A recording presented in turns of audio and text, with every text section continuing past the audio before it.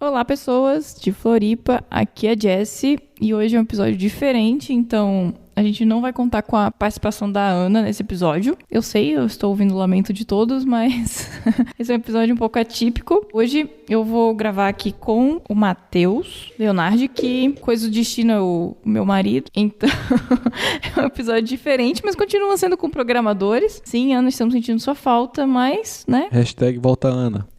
E hoje a gente vai falar sobre um assunto que muita gente, acho que no mercado está querendo saber, então acho que faz todo sentido esse episódio, que a gente vai falar sobre Python para dados, só que na visão de desenvolvedores. A gente não é analista de dados, a gente não é cientista de dados, não somos especialistas em dados. Quer dizer, na verdade, analista de dados a gente é, né? A gente não é cientista de dados. Teve um trampo bem forte de análise de dados ali, né? Então, assim, a gente vai falar um pouco sobre a experiência que a gente teve no projeto anterior, né? Antes de a gente trocar de empresa. Por casualidades da vida, foi o projeto que nos uniu. Então, também tem isso. A gente não vai falar exclusivamente desse projeto, né? Assim, eu trabalhei quase 2 anos numa área de Big Data, né? De dados. E o Matheus, 1 ano, mais ou menos. Trabalhei 1 ano bem forte com dados, com massas de dados realmente grandes, na casa dos terabytes. Então, foi uma experiência bem rica e interessante. Principalmente para mim, que vinha de uma vertente bem mais puxada para a web, bem mais puxada para esse tipo de escalabilidade, né? E de repente surgiu essa oportunidade para trabalhar com dados. Foi inesperado, não foi tão planejado, mas foi bem interessante. Eu consegui aprender muito e agregar bastante para minha carreira. Sim. Então vamos soltar a vinheta e aí a gente continua o episódio. Você está ouvindo Pode Programar.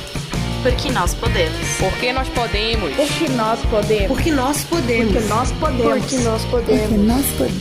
Porque nós podemos. Porque nós podemos. Nós podemos. Porque nós podemos.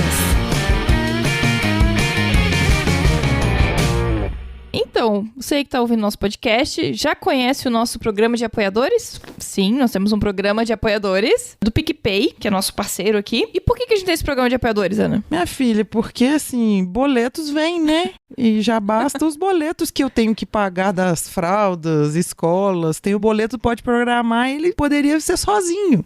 E aí a gente precisa pagar boletos do Pode Programar. A gente precisa, para vocês terem esse áudio límpido, maravilhoso, coisa maravilhosa. A gente precisa de equipamento. A gente precisa pagar a Ellen, que a Ellen, ela ainda não está podendo fazer trabalho voluntário. A gente precisa pagar servidor, pagar algumas plataformas, umas coisas para a gente estar aqui, lindas, maravilhosas e distribuídas para vocês. E é isso aí. Bom, e nós temos 2 planos, um de R$5, que você nos ajuda, e só ajuda mesmo, mas muito obrigada. E temos um outro de R$20, que é para quem também quer concorrer aos nossos sorteios mensais, que a gente está sempre fazendo sorteio de livros, às vezes caneca, às vezes cursos, depende, mas normalmente são livros. E sim, são livros de programação, livros bem legais. Às vezes vem comentários, né, nele. Né? Ah, sim, sempre vem uma assinatura, normalmente minha. É isso aí. Então, se quiser nos apoiar, é só acessar podeprogramar.com.br/apoiadores. Ou então é só procurar a gente no PicPay por Pode Programar, que também você encontra para nos apoiar.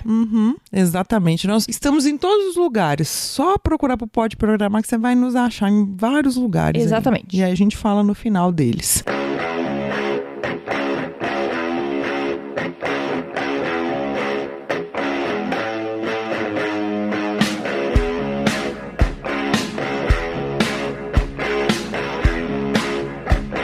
Bom, voltando aqui, então, hoje, como a gente já falou, né, vamos falar sobre Python para dados. Estamos com a versão masculina da Ana?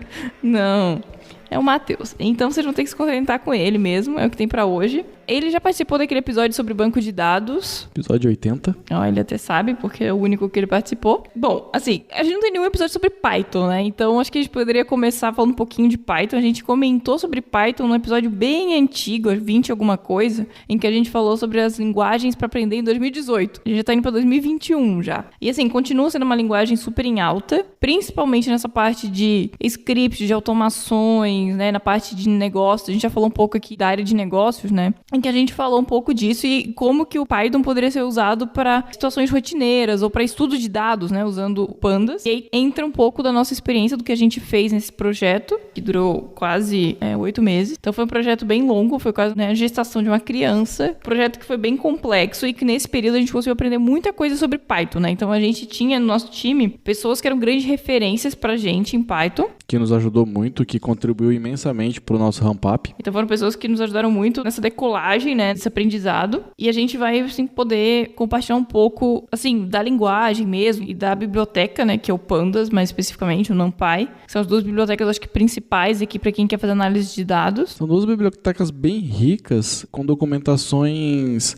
bem completas, de fácil entendimento. Para quem é dev ou para quem está começando agora, eu acho que vale bem a pena olhar a documentação e se ater a elas, né? Elas são bem práticas também. Então a gente também vai tentar falar um pouco de alguns exemplos. Teremos um post para detalhar um pouco melhor cada exemplo, né? Então, tudo que a gente falar aqui de exemplo, a gente vai procurar postar organizadinho, mas quem quiser procurar a parte depois do meu Replit ali, eu tenho todos os testes que eu fiz para colocar nesse projeto. Eu fiz com o Replit, que é uma ferramenta online para você escrever código de várias linguagens e compilar e executar ali na hora. É bem prático. Até dando contexto, assim, como o nosso projeto era muito grande, eu estava trabalhando em cluster, né? Então, eram várias máquinas trabalhando em conjunto. A gente tinha momentos que a gente não conseguia fazer testes pequenos, assim, de algo que a gente queria entender direto no projeto. Então a gente tinha que fazer nesse Replit, né? Isso, e o Replit ele foi bem importante justamente nisso, porque a massa de dados que a gente começava na casa dos milhões, bilhões de registros, e as saídas eram 6 datasets, 6 dataframes, enfim, use o termo que desejar, com no máximo 20 mil linhas. Então foi um processo de aplicação de regra de negócio, de filtro, de ordenação, de agrupamento, que trouxe bastante bagagem, assim, para a gente falar um pouquinho, compartilhar, né? Então, depois procurem lá no Replit, né? A gente vai deixar o link aqui no post, tá, pessoal? E aí vocês podem ir acompanhando ali os códigos e lendo. O Matheus vai deixar bem organizadinho pra vocês, então vai ficar bem legal. Bom, mas eu acho que voltando um pouquinho pro Python, né? Então, como eu falei, essa linguagem aí que tá super em alta, ela é uma linguagem que você vai encontrar projetos em várias áreas, então você vai encontrar nessa parte de dados, você vai encontrar na parte de web, né? Com Django, Flask e outros frameworks.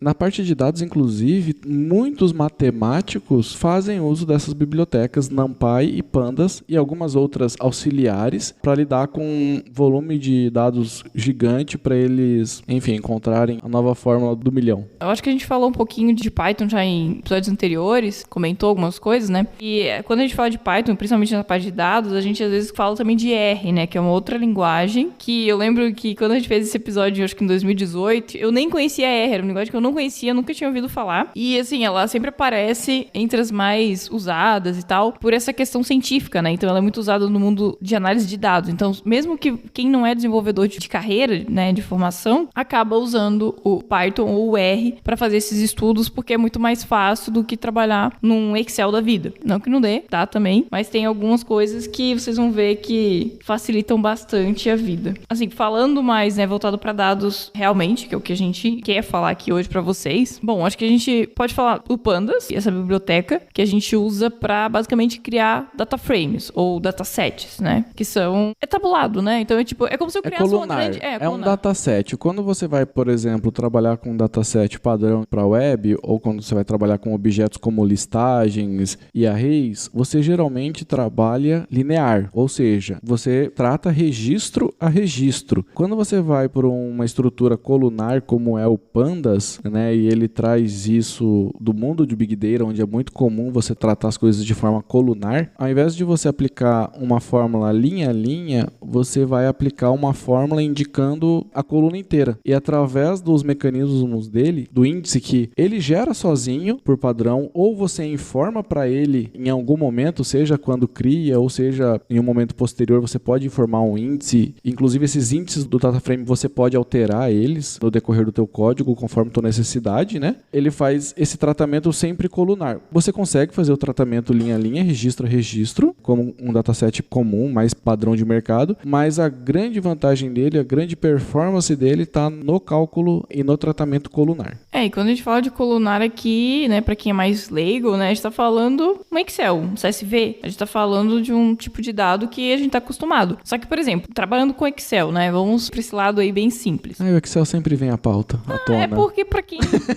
é uma coisa que é um exemplo palpável. abstração melhor uma que ilustração mais fácil. Então, por exemplo, a gente estava trabalhando com milhões de linhas. Milhões de linhas você não abre no Excel. O Excel tem uma limitação, acho que são 65 mil linhas, né? Eu acho que é mais, já tá maior essa limitação, mas... Ainda assim existe uma limitação. Pensa bem, né? Até pelo tamanho do arquivo, pela quantidade de memória RAM disponível na média geral dos computadores, é uma quantidade A gente também, mesmo trabalhando com pandas, existe uma limitação de memória RAM. Então, ele vai até o que der de memória RAM. No nosso caso, a gente estava trabalhando em cluster com muitas máquinas com muita memória RAM. Então, isso fazia com que a gente tivesse uma opção de trabalhar com datasets muito grandes. Também é um ponto aí a ser levado em consideração. Por isso, também, né, voltando bem à base da computação, é por isso que é importante a gente aprender também sobre hardware, sobre sistema operacional, para entender esse tipo de limitação, entender até onde a gente consegue ir com o que a gente tem de recurso, né? E não é porque você às vezes tem um recurso, digamos assim, abundante, que você vai fazer as coisas de forma displicente, né? Usando os recursos sem refletir e sem revisar sobre melhorias e aperfeiçoamentos que você pode fazer para consumir menos recurso e para executar teu código no menor tempo possível, né? Encontrando melhores caminhos. Sim, mas assim, no caso do Pandas, né, então é como essas colunas. Então, por exemplo, do mesmo jeito que eu lá no Excel tenho filtro, então eu posso filtrar dados de uma coluna. Eu consigo fazer isso também no Pandas. Então, acho que é uma coisa bem simples, que é poder filtrar. Então, eu poderia, até ali, né, se vocês olharem os códigos lá que o Matheus vai deixar de exemplo para vocês, então a gente gera, né, um data frame, cria um data frame com alguns dados que ele vai deixar de exemplo, e aí a gente consegue fazer filtro. Vamos dar aqui um exemplo de data frame, em que eu tenho o nome de pessoas e a idade delas. E eu tenho lá, sei lá, o IBGE. Tô trabalhando lá com todos os moradores da grande cidade que a gente mora. A gente tem esse data frame, em que a gente tem o nome das pessoas e a idade, e a gente quer filtrar por todas as pessoas que têm mais do que 30 anos, por exemplo. Então eu vou lá e consigo passar pra ele essa condição. E assim, com uma única linha, ele vai entender isso. Então, tipo, ele vai entender, ó, eu quero que a coluna idade, todas as idades maior que 30. E aí, o que ele vai fazer? Ele vai remover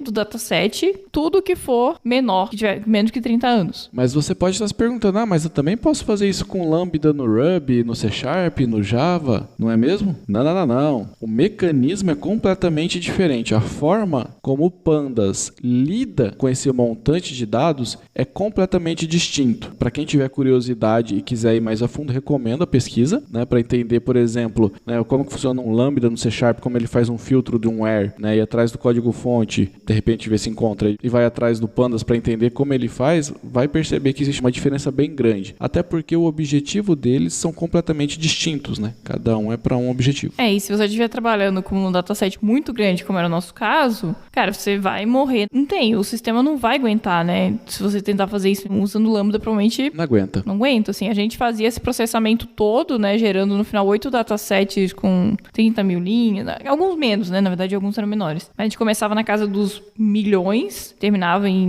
milhares. Isso demorava mais ou menos 1 hora, né? Todo o processamento. Mais ou menos 1 hora o processamento, tirando a parte de persistência, que a gente fazia várias etapas de persistência no ambiente de Big Data, que não é tão veloz quanto um relacional pelo tamanho do volume de dados, né? Então a gente, tirando aí, isso aí daria uns 30, 40 minutos no máximo de processamento. Mas tinha um pedaço lá que era o mais demorado, que era aquele que ele fazia num for, né? Que era a parte que a gente não usava Pandas. Isso, era uma parte que a gente não teve o tempo, na verdade, de aplicar a melhoria, né? A gente não conseguiu chegar ali. Então foi onde a gente usou o for e chegou um pouco mais próximo de um uso normal, de um dataset comum que a gente está acostumado, né? Do Python. E dava para ver, assim, claramente a diferença de performance que o Pandas tinha, né? Mas era um miolo de negócio ali que era realmente bem complexo e para a gente chegar naquele resultado, para atender o negócio, foi uma caminhada longa e não tivemos o tempo de aprimorar. Na verdade, até pro final, assim, depois de 6 meses, a gente já tinha até uma ideia de como melhorar isso para tirar isso for, né? A gente queria fazer tudo com Pandas mesmo e a gente tinha um caminho, uma ideia de como fazer isso, mas não deu tempo de aplicar, mas a gente tinha essa ideia. Mas, bom, acho que de filtro, assim, é interessante mostrar, né? Então, ali depois vocês podem ver os exemplos. Então, dá pra fazer, eu quero de campo nome,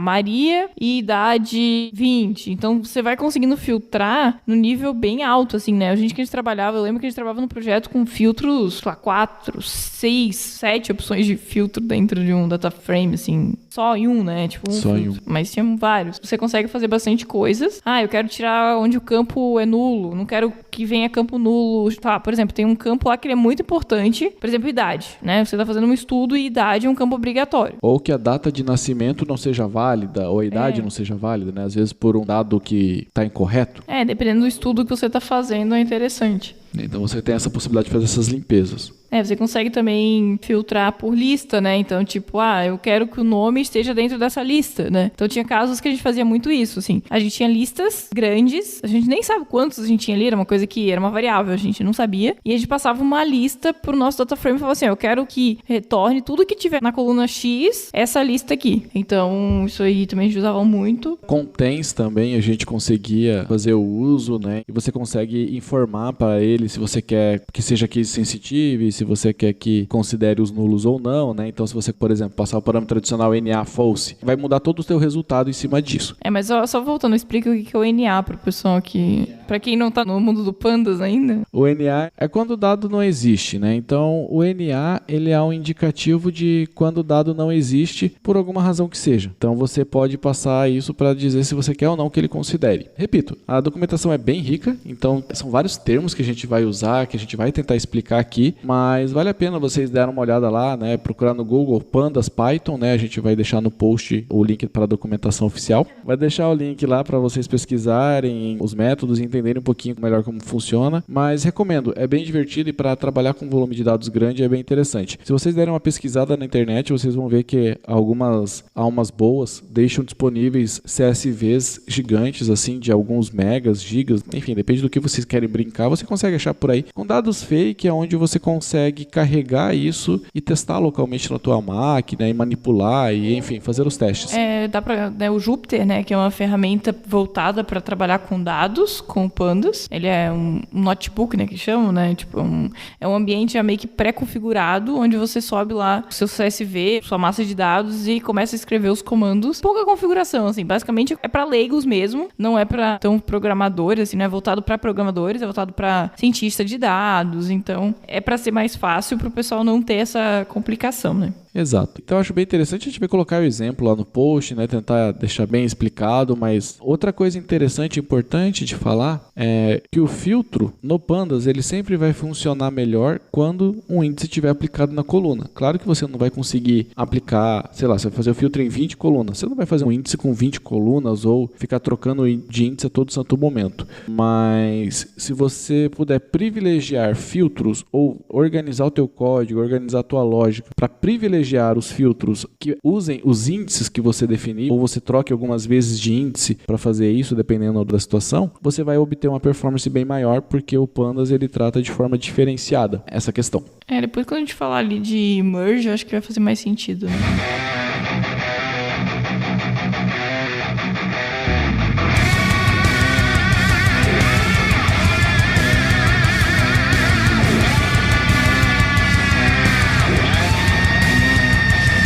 Parte que é bem interessante, a parte de ordenação, que a gente também usava. E eu tô começando pelos mais simples, assim, que eu acho que é o que faz sentido. Então, ordenação, né, que são os métodos sorting, a gente usava bastante e tirou proveito disso. Então, sort values é como se fosse, pra quem tá acostumado com SQL, né, o order by. Order by. Então, onde você fala assim, eu quero ordenar por essas colunas e, é de forma ascendente ou descendente, né? E você consegue usar várias colunas para fazer essa ordenação, né? E você consegue diferenciar entre uma e outra se vai ser ascendente ou descendente a ordenação dela. Então isso é bem divertido. Sim, mas isso assim, é basicamente isso. Assim, isso não tem muito segredo. Na ordenação tem um detalhe bem legal. Vamos usar o exemplo aqui do aniversário. Você tem lá um data frame, né? O CPF da pessoa, né? O nome, o CPF que você obteve legalmente, que não vai expor para ninguém. LGPD tá no ar. Mas se você tem, por exemplo, o CPF, o nome, a idade, e você tem uma lista enorme disso e você deseja tirar as duplicadas, ou seja, somente um registro de cada, então você pode, sei lá, informa o índice como sendo o CPF, faz uma ordenação por nome e idade, ou mesmo sem a ordenação, né, mas a ordenação ela é importante para o próximo passo, que é o método Drop Duplicates. Qual que é a magia disso? É você dizer para o teu código qual o registro que você quer considerar primeiro. Então, se você aplica uma ordenação e em seguida o Drop Duplicates, ele vai privilegiar a primeira vez que aquele índice apareceu. Então, se você tem lá o nome Matheus, né, o meu CPF 9999, Matheus, que apareceu 4 vezes e eu tô com a idade diferente nessas 4 oportunidades, então significa que se você ordenar por CPF, nome ascendente, idade descendente, significa que o último registro, que é onde eu tenho uma idade maior, vai ser o mais correto. Mas isso pode ser, por exemplo, uma data de atualização do registro, a última vez que o cara fez o login no sistema, enfim, o parâmetro que você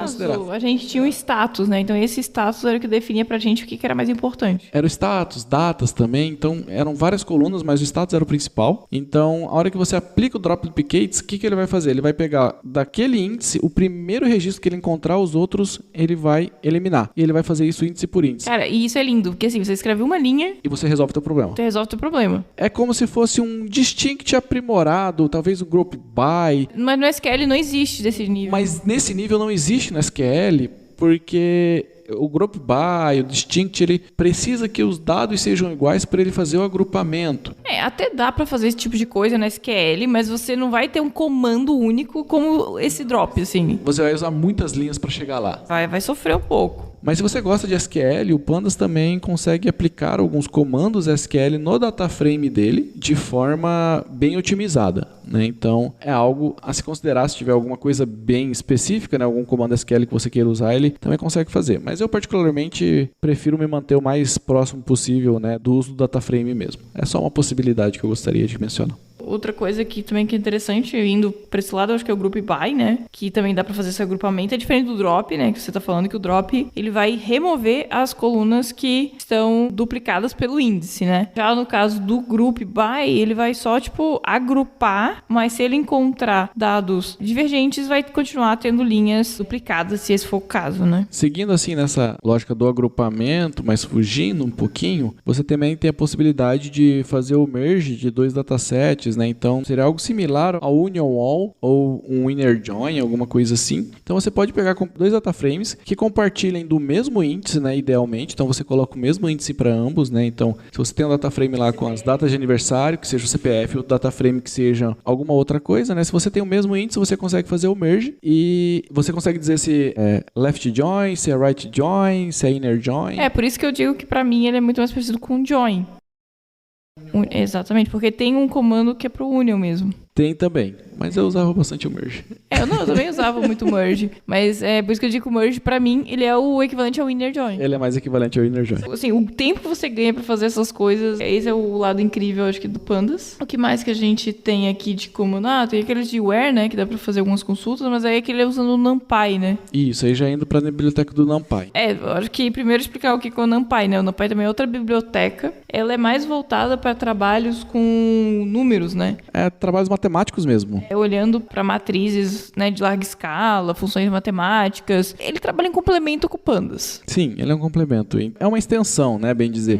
Então, por exemplo, se você está no Pandas e precisa encontrar uma maneira um pouco mais fácil de, toda vez que, sei lá, um usuário que não for ativado, ele receba alguma flag, né, você consegue fazer com o numpy.where, passando o dataframe, a coluna, condicional, dizer, né, vírgula, tal, no caso, se você quer que ele seja isso ou aquilo, numa coluna alvo. É um case when que você consegue usar. Imagino até que com Python você consiga fazer isso também, mas para alguns casos o NumPy ele é melhor por conta das operações matemáticas, de alguns métodos auxiliares que ele possui, e a velocidade é bem interessante também. Porque você tem que lembrar que no final das contas você está rodando C por baixo, né? Sim. E nessa ONU também é algo que a gente não comentou inicialmente, mas que é bem interessante, é o Swifter. O Swifter eu conheci ele um pouco por acaso, porque tinha um método que a gente aplicava uma regra de negócio e não dava para ser colunar, tinha que ser linha a linha. Eu fui atrás para ver o que tinha de opção para a gente agilizar o processamento e me deparei com o Swifter. O Swifter é uma ferramenta que, porventura, não roda no Replit, ele tem limitações com isso, porque toda vez que você roda o Swifter, ele paraleliza as suas operações, né? Então, se você está na operação que você precisa chamar um método e não consegue fazer isso de forma colunar, você precisa passar para esse método 2 valores e retornar um determinado resultado. Então, com o Swifter você consegue paralelizar o processamento. Então, ao invés dele fazer linha a linha usando um só núcleo, ele vai paralelizar isso de forma mágica para você. Então, vai acelerar o teu processamento,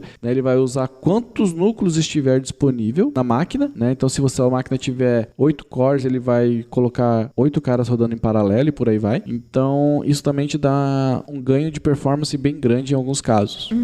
Tem mais alguns comandinhos ali que a gente vai deixar pra vocês, mas o que faz o union é o concat. Não, o append ele vai adicionar no final, né? Então, por exemplo, eu vou adicionar itens lá no final. Concat é o que junta, é como se fosse o union, né? O union é o concat. Uma coisa que era legal também era a parte de datas, né? Que a gente tem uma outra bibliotecazinha que é aquela de Relative Delta que a gente usava pra fazer mágica com datas. Dava pra fazer bastante coisa de tipo, quero somar, eu tenho uma data hoje, eu quero adicionar um mês, eu quero adicionar 14 horas, eu quero adicionar 20 dias. E aí com Relative Delta dava tirar a pra fazer diferença de datas. Tirar a diferença de datas. E assim, é uma biblioteca do Python, então dá pra usar não só no Pandas, você pode usar isso pra qualquer coisa que você queira fazer no Python com datas, né? Então era uma biblioteca bem legal. E bem rica. E bem rica, sim. Documentação boa também, porventura. Eu acho que a única coisa, documentação ruim relacionada ao Python é a do Python. O resto é bom.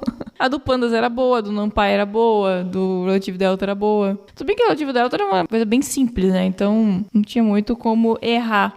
Um método do Pandas que a gente usava muito era o rename, que era pra fazer rename de colunas, né? Bem pensado, filter e rename, né? Se você passar o filter com axis 0, você vai aplicar um filtro por linha, né? Então, você como se fosse uma cláusula condicional. E quando você aplica com axis 1, você está realmente filtrando as colunas. Então, se você tem 10 colunas, dessas 10 colunas você quer somente 3, você pode usar o método filtro, o filter passando o seu data frame, passando o nome das colunas e o axis igual a 1, né? Que toda vez que tiver o axis, se for 0, você vai estar tratando linear, se for 1, você vai estar tratando de forma colunar aquela operação. Isso é bem importante e faz toda a diferença no uso dos métodos. Quando a gente falou lá no começo de filtro, né? A gente não tá falando do método filter, a gente tava falando de filtro dentro do data frame. Então, lá no código, se vocês olharem lá, a gente vai deixar isso bem escrito certinho, vocês vão ver que existe uma diferença bem grande de sintaxe quando a gente fala de um e quando a gente fala de outro. Bem grande. E também de objetivo, né? Então, esse método filter que a gente tá falando é, por exemplo, eu tenho um dataset, um data frame que tem 4 colunas. Então, o CPF, o nome, a idade e a cidade. Mas, na hora de exibir os dados, eu só quero mostrar o nome e a idade. Então, com o método filter axis 1, o axis é um parâmetro adicional do método, eu consigo dizer para ele, eu quero filtrar por essas colunas. E aí, ele só vai retornar essas colunas. Ele remove as demais do teu data frame.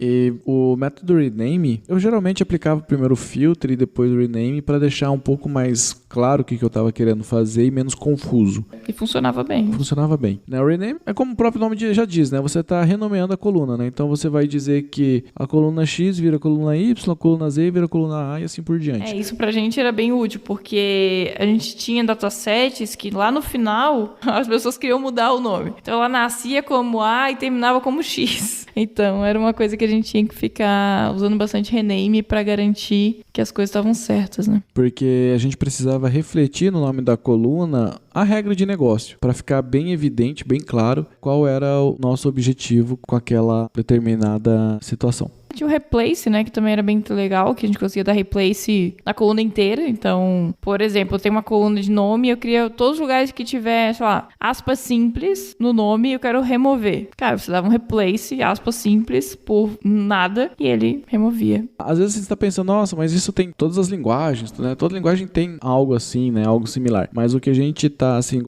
tentando trazer para esse episódio é a velocidade com que você trata isso usando o data frame, né? Então, se você está usando o data frame, está usando um volume de dados realmente grande, você vai ter uma performance bem diferente. Vale a pena vocês testarem até se vocês desejarem, né? Para vocês verem nos números mesmo a diferença de performance que você vai ter usando métodos convencionais e usando data frames.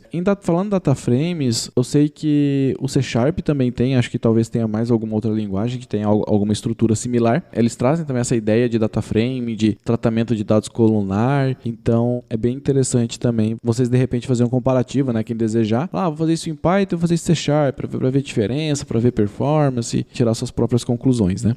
Até o pessoal que deve estar ouvindo esse episódio e ouve todos os nossos episódios, até pensando que algumas das coisas que a gente falou aqui até meio que já se repetiram. Tem um episódio de ciência de dados que a gente pincela um pouco sobre Python e tem um outro que é o 77 sobre operações e automatizações, que também a gente pincela um pouco, acho que até eu entro um pouco nessa parte do Python, mas assim, aqui a ideia é focar só em Python, a gente tá dando mais a sintaxe mesmo, a gente tá dando métodos que a gente usou muito e que fizeram sentido pra gente. Pra vocês terem uma ideia, a gente chegou num ponto, assim, que das coisas que a gente usava e do jeito que a gente usava, que o cientista de dados do nosso time não conhecia coisas que a gente fazia, que ele já não conhecia, tipo, a gente passou, né, o conhecimento dele, e ele era um cara que trabalhava com Python há mais tempo que a gente, e com pandas, e o pessoal que era leigo, assim, de operações, o pessoal que não era programador, o pessoal que era de negócios, né, da área de negócio da empresa, conseguia ler nosso código e entender o que estava sendo feito. Exato, inclusive o nosso businessman, né, o cara que detinha a regra de negócio na cabeça. Como se fosse um PO, né, um PO. Product Owner, né, um gerente de produto. Então, chegou num ponto que a gente mostrava o código para ele de fato e ele falava, não, cara, o problema tá nessa linha aqui, se você fizer dessa maneira vai funcionar. E realmente acontecia, porque o código estava muito bem descrito, a forma como você consegue fazer as operações e gerar os resultados com pandas fica bem limpo, fica bem simples, bem tranquilo de entender. Então, quando o cliente viu pela primeira vez o código, a gente, né, na verdade eu fui mostrar uma outra coisa, ele viu sem querer o código e ele opinou em cima do código, aquilo para mim foi o máximo, assim, aquilo ali foi a satisfação de que a gente estava fazendo um bom trabalho. Até porque assim, a gente tinha uma documentação, né, prévia, mas a gente não tinha uma documentação do que a gente tinha feito. A nossa documentação era o código, que era legível. Bem legível. Então, essa foi a parte assim mais legal, assim, o resultado, né? Então, não só a gente atingiu os objetivos propostos, mas também a questão de legibilidade do código, aquelas regrinhas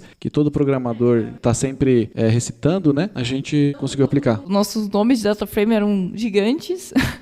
Não eram nada curtinhos, não eram DF1, claro. DF2, DF3. Não, como já vimos. Não quero falar sobre isso. Bom, você pode instalar o Python com Pandas ou Jupyter, né, que eu falei, esse ambiente já meio que pronto e de uma forma mais fácil para você brincar com Pandas. Então também é uma coisa bem interessante. Quem está, né, na análise de dados, para quem está começando nisso, acho que vale a pena dar uma consultada nesse tal Pandas, nesse tal NumPy, nesse Swifter, porque é algo que talvez seja útil, né? Trazendo um comentário de um amigo meu, né? Tava conversando com ele essa semana e ele tá fazendo uma conversão na carreira dele, ele tá indo para a área de finanças e essa área de análise de negócios e, enfim, tudo relativo a investimentos e área financeira. E ele falou assim, pô, cara, toda a vaga de estágio que eu tô olhando, parece que Python, Java e essas coisas assim, é como se fosse inglês e espanhol de alguns anos atrás. Então, assim, o inglês e o espanhol já é basicamente obrigatório para quem programa, né? É bem comum, né? É difícil você não ver uma vaga que demande inglês, mas é bem interessante que para a área de negócio, para as pessoas de negócio, já está começando a ser exigido isso, né? Hoje, quando eu faço, por exemplo, essa semana eu estou finalizando uma entrega com meu colega de trabalho, onde a gente não vai entregar um Excel para a pessoa. A gente vai entregar uma base de dados e ela vai fazer uma análise em cima da base de dados, usando uma ferramenta de BI, né, de Business Intelligence. Então, não é mais com Excel, com essas outras ferramentas. Então, como tudo tomou uma proporção gigantesca, onde o volume de dados é muito grande, onde tudo é muito absurdo, onde você precisa cruzar várias informações, então acaba sendo necessário você,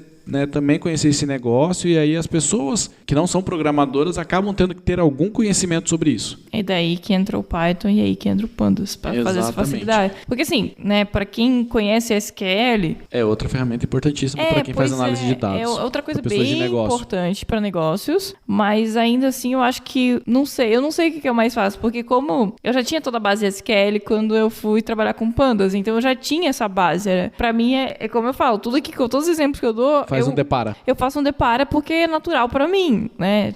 Eu só não achei... O Grupo Concat tem aqui. Grupo Concat tem? Grupo Concat é o assunto do dia. É o trend topic do trabalho de hoje que eu acabei precisando. E a Jéssica me deu uma mão e me lembrou dele pra fazer uma operação mágica aqui. Quer dizer, é uma ferramenta muito poderosa, né? A gente entregou um projeto bem grande e dentro de um tempo... Assim, pode parecer 8 meses muito tempo, né? Quando a gente fala de um projeto. Mas, assim, o tamanho do nosso problema não era simples, né? Era o cálculo da receita recorrente da empresa. Essa era uma dor da empresa há muitos anos e eles não vinham conseguindo resolver. A gente conseguiu resolver utilizando esse conjunto de ferramentas e resolvemos like a charm, né, como alguns gostam de dizer. De um jeito elegante, né?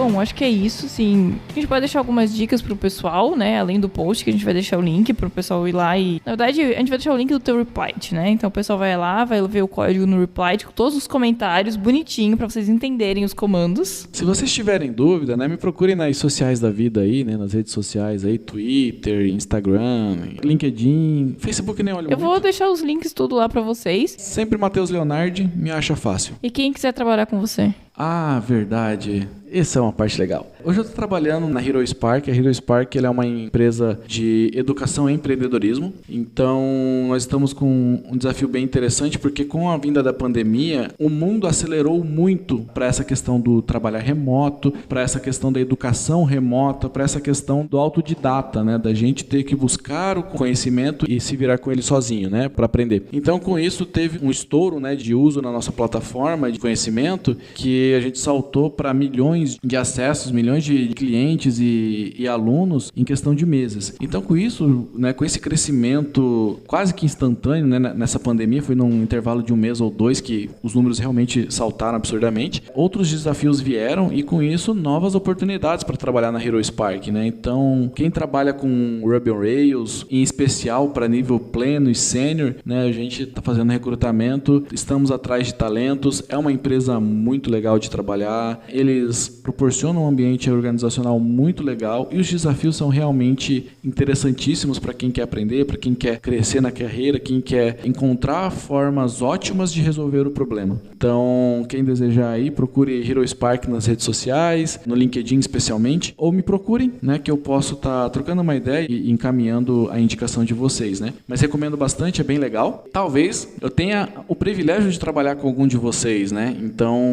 vai ser bem legal se a gente puder trabalhar junto. São várias vagas, não só no meu time, né? No meu time é 1 ou 2 vagas, mas tem vários times com várias oportunidades, né? Em especial para quem é pleno e sênior de Ruby, procure-nos, é uma empresa bem legal, com desafios bem legais e a gente está num momento cultural muito legal, muito interessante. Momento jabá absurdo, tá bom?